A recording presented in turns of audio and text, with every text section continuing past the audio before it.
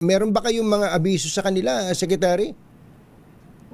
Kasi pag nag-kontrata ka sa amin, and then lalo na kung winner ka ng GEA, may ano ka may annual report ka ng progress mo. Opo. Bago mo makuha yung kontrata, meron ka na pinipresenta sa amin ng work plan mo, anong gagawin mo para ma-deliver mo tong mga electricity. So every year, dapat may reporting ka, dami pang requirements yan, Katonying. Opo.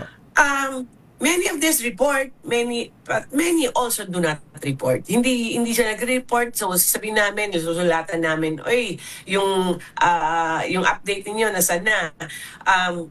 Up to the very end, Katonying, nasasabihin namin, show cause order na, bakit wala kayong delivery, di ba? So ginagawa namin, we follow the steps. Napaka-nerd namin yan.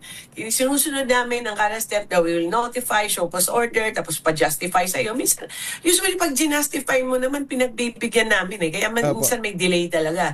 Kaya hanggang last minute, pinagbibigyan namin. Kasi we're hoping talaga na we trust that you will deliver and we want this, we need this for the country. So lahat po na notices, binibigay yon up to the last siguro na communication na pinapadalan, terminated ka na, ito yung babayaran mo.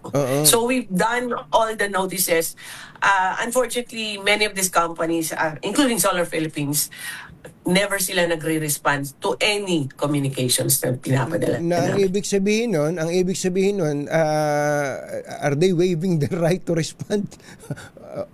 O hindi na sila hihirit pa na extension, ganon?